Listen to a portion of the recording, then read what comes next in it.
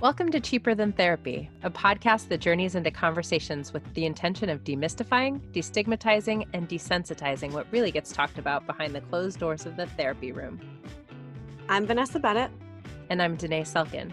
And we're seekers, soul sisters, and holders of sacred space. So join us as we dive into the ways that therapy can be connecting not only to yourself, but also to those around you.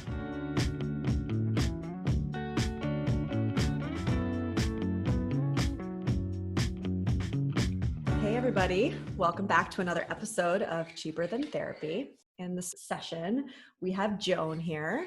And Joan wrote to us talking about a struggle that I feel in so many ways I've had a lot of people come to me, I think in particular, because it's something that I myself, in my own way, went through a few years back. And so a lot of clients are like, how did you do it? But it's really about, it sounds like transition in career, right? The stability in the career and the job that you have had for a really long time, the safety that comes with that, and how do you let that go when there is so much security in that? So, Joan, I'd love for you to take us through some kind of deeper insight to that, what you're struggling with. Sure. I actually find that my struggles with my career echo my struggles with my relationships. In that I tend to take on too much and do too much for everyone else to the point of breaking. And, you know, I don't know if that's going to change with going to another career, or if that's just something that I need to deal with right now. I've been at my job for 20 years, which blows my mind. And it's been great because I am a single mom, and they've, you know, given me a lot of flexibility with, you know, when he was younger, if I needed to bring him into work with me, then I could. If I needed to stay home with him, I could. But he's going to be 15 in December, and I don't necessarily need that anymore. But I'm still scared. I'm still, you know, I'm sole breadwinner. You know, there's vacation time, there's insurance to consider, and everything like that. But it got to a breaking point last year for me, where I was having, you know, panic attacks. My blood pressure was out of control. My weight was out of control. And I had to physically take time out of work, you know, set boundaries and say, no, I can't do this anymore. And I took the time. I, you know, sought professional help. I also sought help for my health. I ended up having gastric bypass last year. You know, got my blood pressure under control. I've lost 100 pounds. I've done all this, but I still feel like work isn't great. And we're getting into our busy season, and I'm feeling that in my chest again, that anxiety, like, oh my God, it's coming again. And I just don't want to get to that crashing point before, you know, it all comes crumbling around me. Can I ask you two questions? So I have two Sure. kind of like digging questions. One is, how did they receive your boundary setting? So in my review last year, it was a generally positive review, but what they marked me down on was when I needed to take a leave of absence, they weren't prepared to take over my stuff. So I should have had a plan in place for my own emergency absence. Right. And it was, you know, you do all the work for everyone around here, and, you know, there needs to be a plan in place. You need to have a plan in place for when you're not here. And it was, you know, you enable people, you take on all their work, and I'm like, okay. And so sounds a lot like a relationship, doesn't it? Right? I was like, man, this sounds so familiar. And just a little while ago, they were like, hey, you know, we need you to work on this, we need you to work with this one employee. And, you know, you need to take the lead on this. And I'm like, okay. She doesn't report to me. It's not my department. It's not, you know, like none of this has anything to do with me. And, you know, I'm more than happy to help you guys out, but you specifically told me that I'm enabling people by doing all their work for them. So I'm just curious, like, Right. you know, what you want me to do. Like, do you want me to do everyone's work for them, or do you want me to not do everyone's work for them? Because you're asking me to do everyone's their work. Yeah. So, so where do we go from here? I think that answer actually answered my other question too. And I can totally see now, right? I'm sure today, Katia, we're both shaking our heads. This is the direct parallel to relationships, which is not unusual. I mean, I hear this a lot from people, right? Your relationship and your work somehow parallel each other in many ways. And so I think it's great, first off, that you did set those boundaries, and that through your own work, through your own journey, you started realizing your patterns and your habits, whether it's work or relationships, and you are trying to course correct. You are trying to do the uncomfortable thing of, for example, in this situation, setting boundaries, right? And we know through our work that people, whether it's on the other end of a relationship or a work relationship, don't like that, right? If we've been acting as the enabler for 20 years and all of a sudden we stand up and say, yeah, this isn't working for me anymore, right? They're going to not love that idea because it's been great for them, right?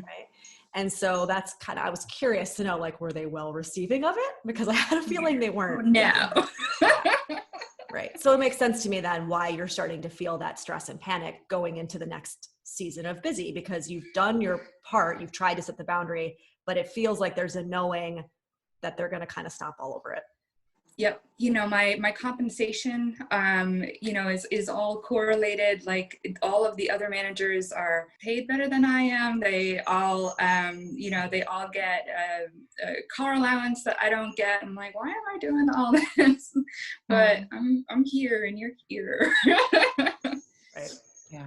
I mean, I feel like I hear, Joan, in so many areas of your life where there has been like this internal work and expansion happening, right? And as I start to sort of carve out my path for how I want to move forward for myself, and I want to prioritize myself, certainly, I think what Vanessa is saying is true. There will be pushback, right? Like, there will be resistance to this sense of self that I'm starting to embody. And I guess I'm wondering, you know, like what sort of work you've been doing to really understand and cultivate, like, what would I want for my next steps? Like, what has that exploration looked like for you? Where are you in that process? So there's been a few things lately. There's actually a lot that I do outside of work, either, you know, through volunteer or, you know, just little like side jobs and stuff like that. I've been teaching English classes to immigrants. I've been a second AD on a movie. Wow. I've been entering, you know, writing contests. You know, just kind of inspiring me. I know. We're like, yeah. I'm like, I need to do more. I actually, a couple of weeks ago, I auditioned for a play, which for me was such a huge thing because I have really poor self-esteem in terms of, you know, my appearance, and I never want to be on camera. I never want to be photographed or seen. You know, I've always been a behind the scenes kind of a person. So to take that and actually audition for a play for the first time in my life was huge for me. It was terrifying. And I didn't get the part. And, you know, I was just like, oh, that was so dumb. Like, I should never have done that. That was stupid. I'm never going to do that again. Like, that's just awful. I like deleted all the emails from the group and everything. I'm like, just never again. And then I stopped and I said, okay, or, you know, maybe there's something else. So I reached out to them. And I was like, listen, I've never auditioned before. I really have no clue what I'm doing. You know, if you have any pointers for me or anything, you know, for next time, that would be awesome. And they actually replied back with like, wow, we would not have guessed that was your first audition. And there's just only so many parts that we had. And we had, you know, so many people audition and we just didn't have the room. And I was like, oh, so I'm not terrible. Okay, we need to like pause for a second. Vanessa and I are in love with you because you are like a dream client. Every therapist's dream, right here embodied. like you're actually doing the work, right? So not Oh only my are you gosh. putting yourself in the uncomfortable situation of like, I need to set boundaries. So in that aspect, you're doing the work, but you're also actually doing like the soul work, which is such a big component to, you know, enriching our lives and making it about us and discovering who we are and all the things, right? And so Yes. amazing. Bravo. Like if they could see me as they're listening to this, like bowing down, they would see me bowing down, right? And here you are, you're doing the work and you're at this crossroads still. You're at this place where bottom line, your survival kind of mechanism is kicking in and you're saying, oh shit, there's still safety in this job. And how do I let that go? Right. And so to kind of, I guess, push on what Danae's question was a little bit more, out of all of that amazing soul enriching work you're doing, is it through that you have found kind of what this other area is that you're thinking about going into? Yeah. Which is why we tell you guys to do that for everybody who's listening. What the work that I did as the second AD, it was a small local production kind of a thing, but with people who are, Hollywood, that know kind of a thing. And I went into it never having done it before. It's just like, I don't know, you tell me what you want me to do and I'll do it. And by the end of it, they were like, you could do this, like for real, like, you're good at this. And I was like, well, yeah, it's organizing. It's what I do, like for my job, really. Okay. I'm like, been there, producer, got it. All right. Right. But I live in Providence, Rhode Island. It's not really Hollywood. Right. And so like, I think of, in order to do this, like, I don't know that here is the right place for that. And with my son in high school, right. He does not have, really any kind of relationship with his father, but I don't feel comfortable taking him away from his father either. Right. So, right. But at the same time, I feel like I always have excuses too. I always, there's always something that I'm like, well, I can't do that now because of this. And I can't do it now because of, whatever. And I'm just worried that, I feel like I don't actually make the changes until it comes to that breaking point, until it comes to like critical mass. And like when I got divorced, it was like everything is crashing around me and I literally just can't do anything.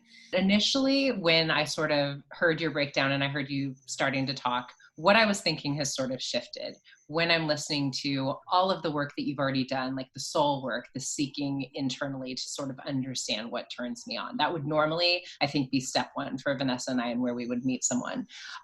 You've already done so much of that. So I think, this is the point where I gotta take the plunge a little bit. I gotta do the scary work of some sort of a leap in a different direction. And what I think this might look like for you, and I want to know how this feels, is I have to sort of move away from the work that I'm doing now to sort of rip off that Band-Aid, pull that, that difficult cord, only because so much of myself is being invested in that energy. So what would it look like to move into some sort of work for now? I mean, your son's 15. He's only going to be home with you for a couple more years, right? And then you get to sort of like, sky's the limit. I mean, that's the beautiful thing about being single, is I can go where I want, right? I can do what I want.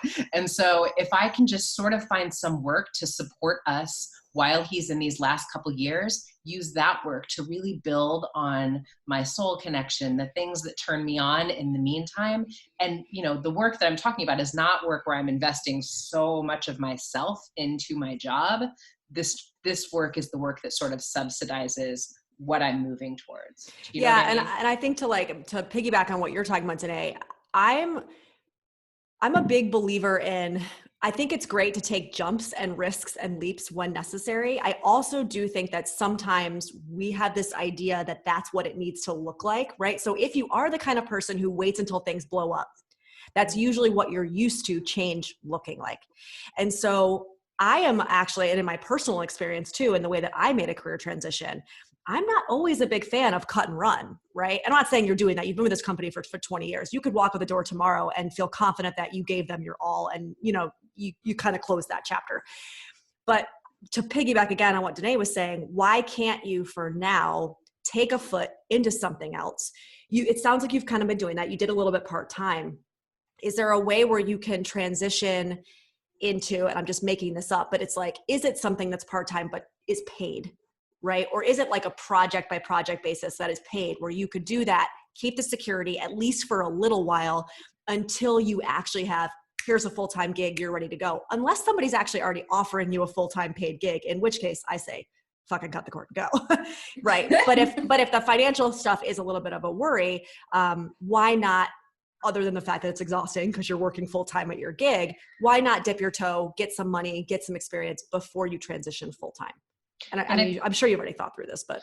And I just want to sort of clarify that I'm hearing you correctly, because I think you're really right, B, which is sort of cutting back hours at current jobs because it's been 20 years, because I'm sure there's a lot of loyalty and relationship there. So it's not just like, I'm out, goodbye. It's a little bit, guys, I'm scaling back. This is like me working part-time to start to transition, maybe even doing something else part-time.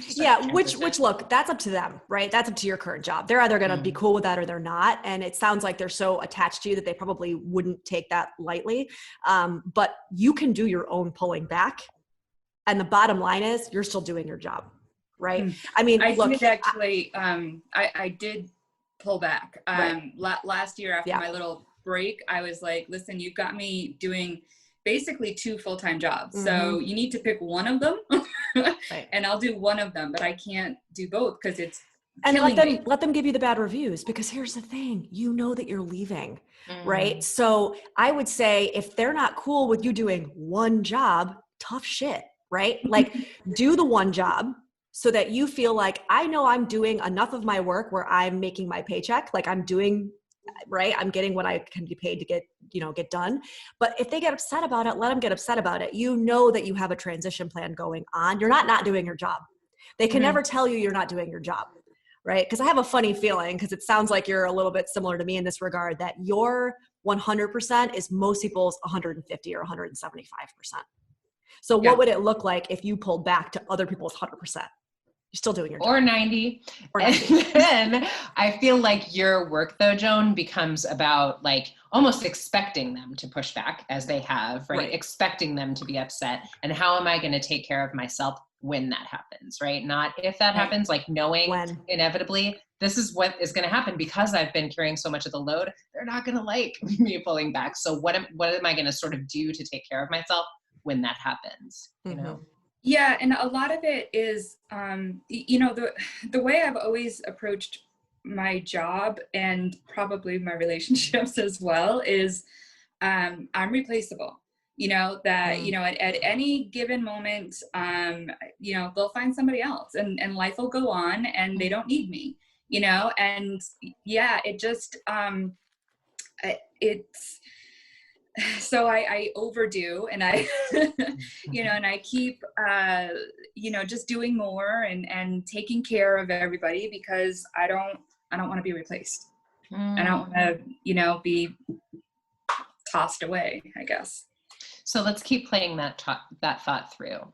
What if the thought that I'm feeling that I'm replaceable is true? What would that mean? What is the meaning I give that?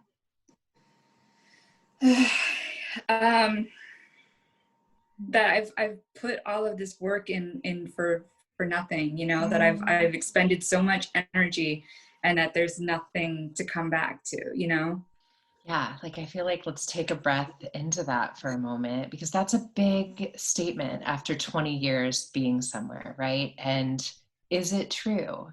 Is it true that if for some reason they are able to replace me, which, let's be honest, all of us are ultimately replaceable, right? Right. Does that mean that everything I put in these last 20 years, everything that I've done, all of these relationships that I've built were irrelevant? Are those two things, does one equal the other? Yeah, no, I hear what you're saying. And, I've been responsible for, letting go of people at work and moving them off. And, and there's always someone, that comes in and replaces, and it's new and different, but, once they're gone, they're gone and you move on, kind of a thing. But it's hard for me to to not take that personally, I guess. Well, and there's grief I just in that. feel like, Yes. yeah. I think we need to touch on that, because here's the thing, whether it's a relationship or whether it's a work thing, even if you're done and you're ready to go, there's still grieving when you do, right? It was still a huge part of your life, right? You learned so much, you grew so much, you experienced so much. I mean, 20 years, how could you not? Right? Shit, even if somebody's doing this with a job they've had for 5, right? I wasn't in it for 20, but there was still grief in it. It's also a sense of self. There's a little bit of identity in that. Like, this is who I am. This is what I do. So you're also stepping away from that. And there's grief that goes along with that. Even if there's excitement, right? They both can be there. They both can exist. Mm-hmm. Yeah, I feel like it's a little bit of what I want you to play with, Joan, is like, can I zoom out and sort of look at my life in the macro, and this job as a chapter, and these relationships and this community that I built was a chapter in my journey. And now I'm moving on to my next step. So it's, yes, they will carry on, but I am carrying on with my own story now, but I do think it's a little bit of existential fear that sort of gets stirred in that moment of like, am I replaceable? Like, all of us sort of like sit with that anxiety of like, what happens when I'm not here anymore? Like, what is life without me? But I think our work is to sort of bring it back to the story of my life, right? And how do I look at this space that I had in this work and this job as the container that held me until I sort of expanded out of it and I got a little bit too big to stay, and now it's time for me to move on, Yeah, it's and it's definitely, there's been so much in my life that has changed, between divorce and then moving and the weight loss and everything like that. There's been so many steps of moving forward into what I feel like, and honestly, like I've said it so much over this past year, and it feels terrible to say in the middle of a pandemic, but this has been the best year of my life. Like, everything, I feel so happy in my life, and it scares me. Yeah, that's it. You just touched on something. Waiting for things to go wrong, It's been going so good. Like, damn, this can't last. And yeah, I think, leaving the job is like leaving that last bit of, what was behind. And it's scary. That final letting go is scary. Yes. Yeah, I think that there's a real aliveness in these moments of, it's funny that you say like a pandemic has been the best year of your life. I feel like that has been the case for so many people. And I think that there is a real aliveness and a sensation of coming to life that happens sometimes when things fall apart that so many of us are experiencing. And it brings like a clarity of like, okay, now how do I want to live? Because this is not a dress rehearsal. We are living now, right? And how do I want to do this moving forward? And I feel like I hear that, like, really the space that you're in right now, that deep becoming myself. There's no guarantees, no day but today. That's it. So, yeah. And I what I find happens is that when we do get to that place, especially when we've done this work, we are so ready to jump. And I'm realizing, like what I said earlier, I don't want you to mistake my, like, can you do both for a little while, as me saying, like, don't do it, don't jump, right? Because sometimes you do actually have to jump. You do actually have to leap. And I realize you're a mom, you have a kid, you've got, you have responsibilities, life responsibilities. Absolutely. Yes.